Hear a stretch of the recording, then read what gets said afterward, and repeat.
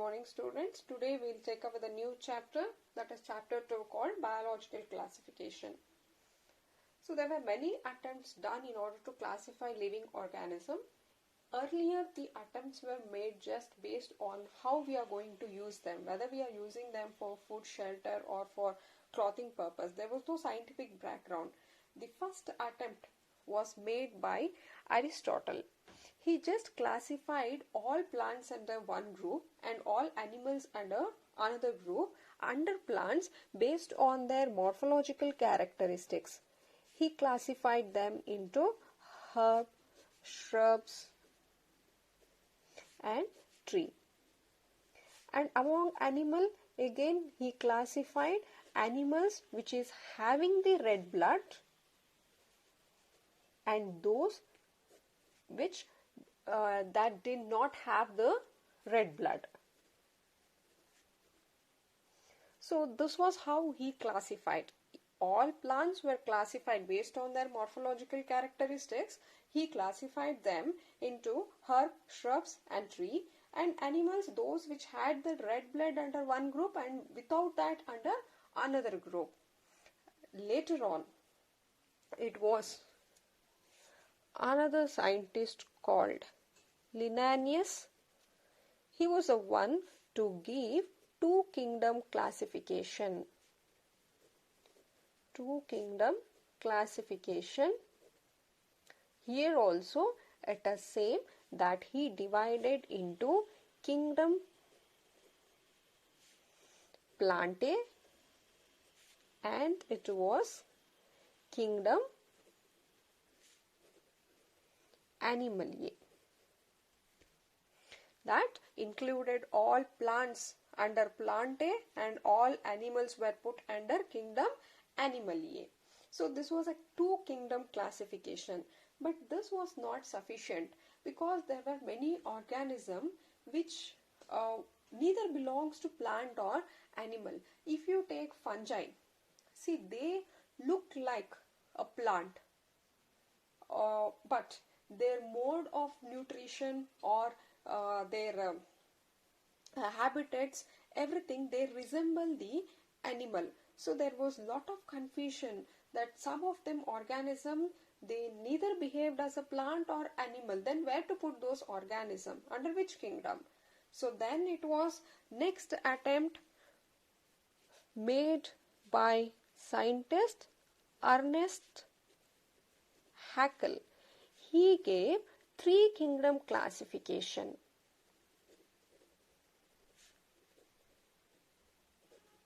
Three kingdom classification where apart from this kingdom Plantae and kingdom Animaliae, he added one more kingdom called kingdom Protista, under which all unicellular organisms were put under kingdom Protista.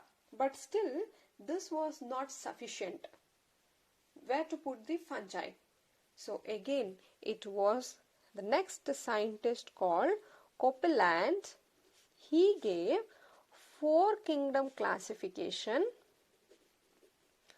Four kingdom classification where apart from this kingdom Plantae, kingdom Animaliae,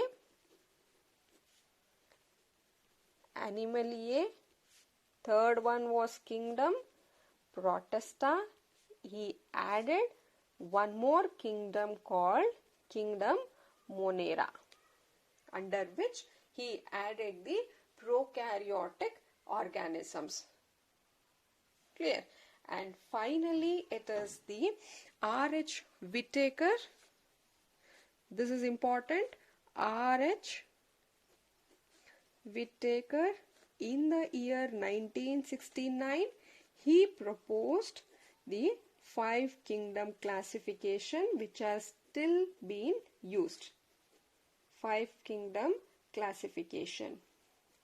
He considered many characteristics, not only the morphological but also the cell type, the cell wall and their evolutionary relationship, method of reproduction, all together were considered for giving this classification.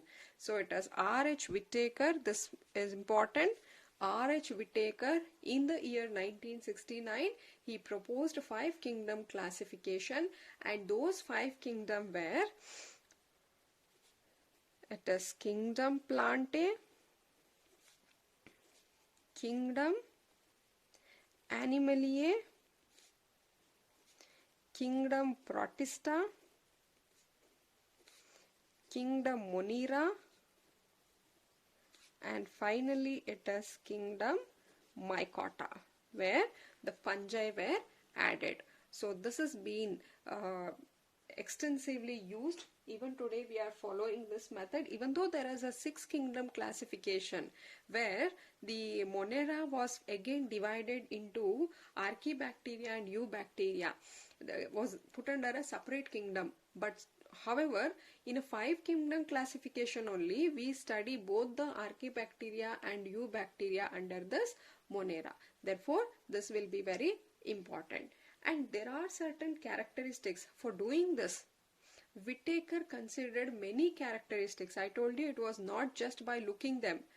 Apart from that, he also considered many factors like how the cell is made up of, whether the nucleus is present or not, and how they reproduce, what is their mode of nutrition. All these characteristics were considered when doing this classification, and that can be one more important question, that is characteristics of 5 kingdom classification. Refer your NCERT book page number 17 here. See, these are the characteristics of 5 kingdom classification. See, first of all, he considered the cell type. Cell type, whether they are a simple or whether it is a complex. Now you know what is the meaning of prokaryotes and eukaryotes? Prokaryotes meaning those organisms which will have the primitive nucleus. They don't have the definite nucleus. They don't have that nuclear membrane around them. Eukaryotes meaning they have that true nucleus. So here again the cell type, whether they are the prokaryotes and eukaryotes. Monera are the one kingdom which includes the prokaryotes. Clear? So Monera are prokaryotic organism, and rest Protista, fungi, Plantae and Animaliae are all eukaryotes. Among them the Protista are unicellular eukaryotes, and these are all multicellular eukaryote organism. Clear? Next, coming to the cell valve. The cell valve, if the organism cell valve is made up of polysaccharides and amino acids, then it is they belong under Monera. And here Protista present in only cell valve, may be present in a few Protista. And fungi, it is cell valve are present. That is the reason the cell valve were present in the fungi. That is why initially we had taken fungi under Plantae, because we know that plant cell will have the cell valve, whereas animal cell they don't have the cell valve. That's the reason why fungi were initially put under plant. Clear? But here the fungi will have cell valve, and the Plantae will have, the plants will have the cell valve made up of cellulose, and animals they lack the cell valve. Clear? And then it is the nuclear membrane. I told you nuclear membrane are present only in case of eukaryotes. If it is a prokaryote, you cannot find that nuclear membrane. Since Monera are the prokaryotes, they don't have the nuclear membrane. Whereas this Protista, fungi, plant, animal, all those will have the nuclear membrane because they belongs to eukaryotes. And again, the body organization. Here Monera are very simple. They may be unicellular. Clear? Whereas these fungi, Plantae and animal, we know that they are multicellular organism. They will have cell, tissue, organ system. Therefore, this belongs to a multicellular organism. And then it is a mode of nutrition. Monera are those which can prepare their own food. Therefore, they are autotrophs. And again, Protista meaning algae and all belongs to Protista. Even they can also synthesize their own food, autotrophs. Coming to the fungi, fungi are heterotrophic, that means they can be either they cannot prepare their food, but they are dependent on other organism. Usually they are saprophytic, meaning which are dependent on dead and decayed matters, and they can be also parasite depending on other living organism. And plantae, we know it is purely autotroph, they can prepare their own food, and animals are heterotrophs. No animal can prepare their own food, they are all dependent on others. So these are all some characteristics which were considered by R.H. Whittaker for doing the classification. So this table might be also important, right? Now let us see one by one. We'll directly go for the first kingdom called Kingdom Monera. We'll take up first kingdom, that is Kingdom Monera.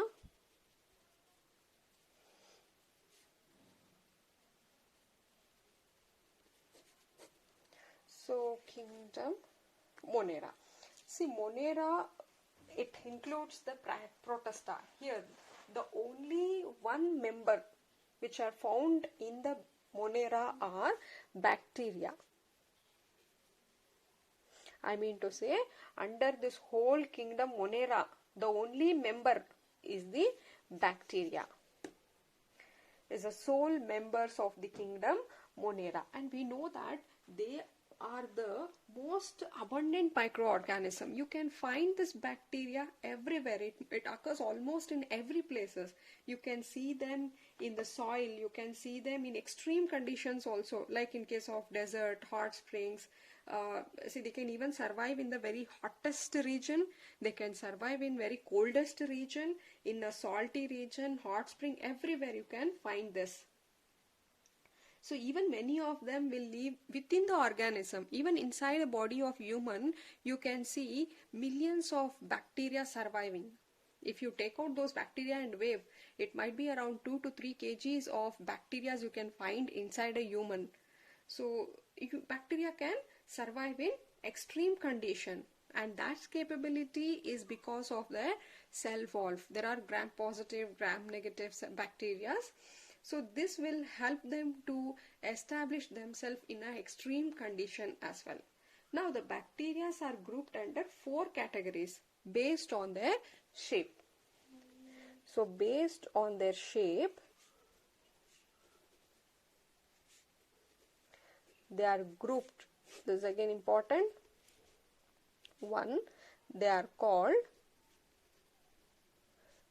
spherical bacteria, are called as coccus. Coccus meaning it's a singular, cocci meaning it's a plural form. And second, it can be a rod shape. You call them as bacillus. Third one, it is spiral shape. You call them as spirillum.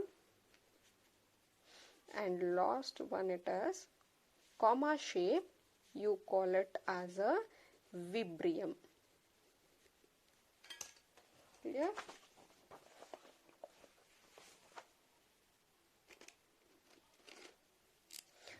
See here, it can be round shape like this. The bacteria can be round shape, or the bacteria can be rod shape like this, or it can be spiral,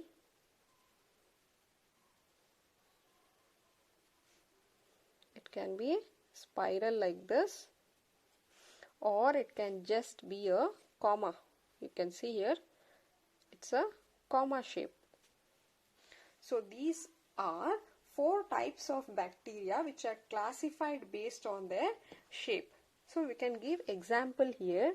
If you see the Diplococcus, see name, in the name itself we are writing coccus, meaning it is a round shape. Diplococcus. These are all examples. And here we know that lactobacillus, heard of lactobacilli, which are present in the curd. Bacilli meaning here again because of rod shape. Then you can see this in case of Tryponema pallidum. These are spiral shaped. And finally it is the Vibrio cholera.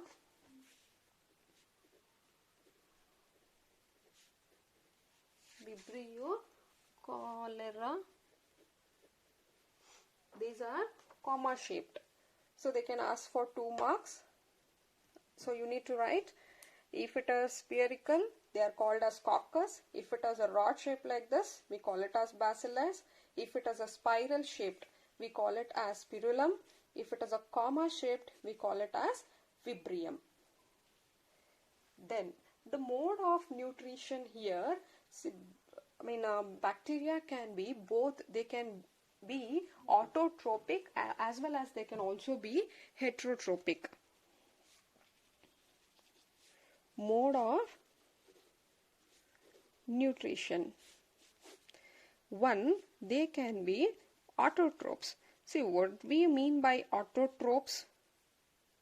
Autotrophic meaning they can prepare their own food. Clear? We call them as autotrophic. Here also we can find 2 types. That is photosynthetic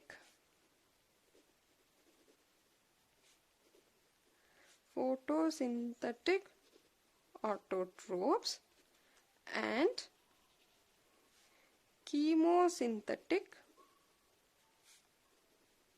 autotrophs. See, both are autotrophs. The difference here is they can prepare their own food, but the energy which is required for doing that is being derived from the that's from the light. Photo meaning it is from the sunlight. They derive that energy from the sunlight. If it is doing so, you call it as photosynthetic autotroph. If it is using, that is, they prepare their own food, but the energy which is required is being derived from the chemicals, breakdown of chemical, then those are called as chemosynthetic autotrophs. And even the bacteria can be heterotrophs also. Heterotrophs meaning they are dependent on other organism or dead organism for their food. So both the type you can see in case of bacteria. Next, there are 2 types we said. Bacteria have been put under 2 group. One is called Archaebacteria, and the second type you call it as Eubacteria. Archaebacteria are those which can survive in extreme condition, not normal condition.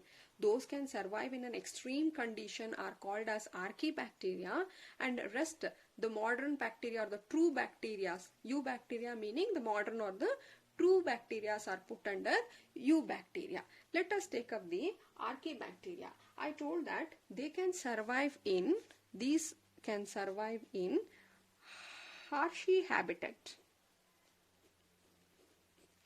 Harshy habitats meaning here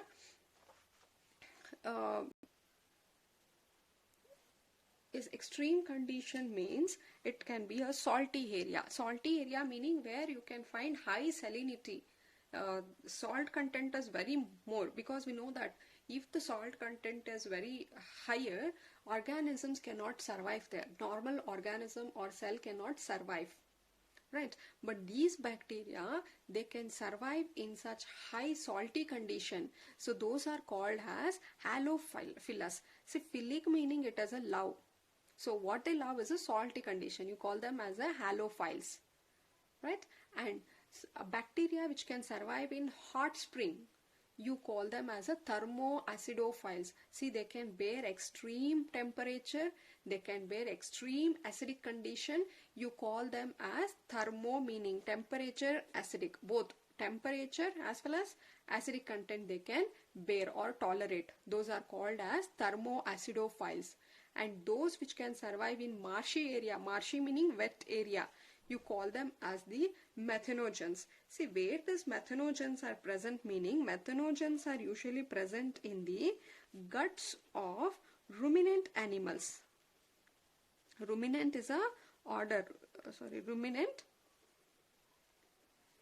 animals such as cow, sheep, cattle, goat, all them comes under the ruminant animal.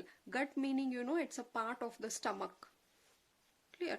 So these methanogens are found in the gut, that's a part of the stomach, in the stomach of the ruminant animals. Ruminant is a order the animals which belong to this are the sheep, cattle, goat, deer, all that. So there you can find this methanogens. They are responsible for production of methane gas. If you know, this is a biogas, methane gas, and these are also, the methanogens are also found in the dungs of the these animals. That's the reason why we are going to use these cow dung in case of biogas plant. Clear? So this will be very important. So I'll repeat, archaebacteria are those bacteria which can survive in extreme conditions like salty area, in a hot spring, or in a marshy area. Their ability, how can they survive in such extreme condition, is because of their cell wall structure. Their cell wall is such that they can tolerate this. They are the protective coating. They help them to tolerate such extreme condition. And methanogens, again this is important, methanogens are found in the gut of ruminant animals. They are responsible for producing a biogas, that's a methane. And also they are found in the dungs of the animals.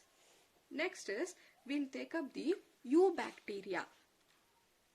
So moving on, it is the next group called eubacter. I told you eubacters are nothing but the modern bacteria are the true bacteria comes under this eubacteria. Here they are characterized by the presence of rigid cell wall. See, bacteria will definitely have the cell wall. They have a rigid cell wall, and also the bacteria, if they are motile, meaning they'll have the flagella. So we are aware of the term flagella. Flagella meaning it as a locomotory structure. This will actually help in the movement.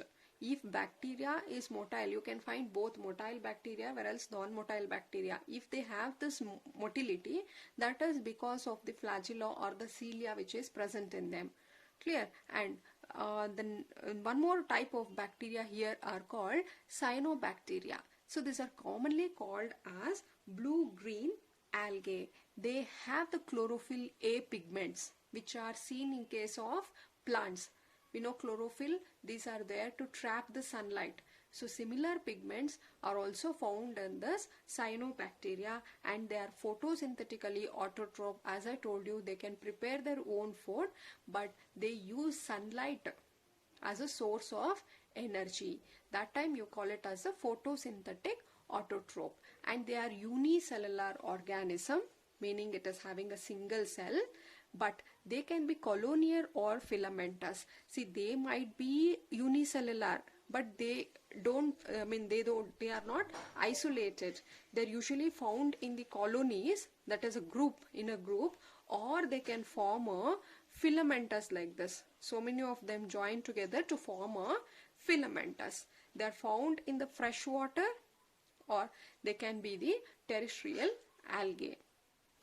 And here if I say the colonies are usually surrounded by, this will be surrounded by a gelatinous sheath. They often form the blooms in the polluted water bodies. You might have seen the colors. So in the water body, that is that shiny texture, that is because of this gelatinous sheath which are present around the colonies of this cyanobacteria. And some of them can also fix the atmospheric nitrogen. So what do we mean by this fixation of nitrogen? We know that the plants cannot directly take up the atmospheric nitrogen. They are being converted into nitrate, and that nitrate will be taken or used by the plant. Now the conversion of the atmospheric nitrogen into nitrate work, you call it as fixation of nitrogen, and that work is done by these bacteria. That is done in a specialized cell called as heterocyst. So you can look to the diagram given in the page number 19, where there is a nostoc picture given. The nostoc here, you can find it as a filamentous, and the colonies are surrounded by a gelatinous sheath around it, and also you can find here a bigger specialized cells. These are called as heterocyst, and it is in these heterocysts atmospheric nitrogen will be fixed. And this is about the photosynthetic autotroph. Apart from photosynthetic autotroph, there can also be chemosynthetic autotrophs. Chemosynthetic autotrophs. I told you these can also prepare their own food, but they derive the energy by oxidizing various inorganic substance. Like they can break this nitrate,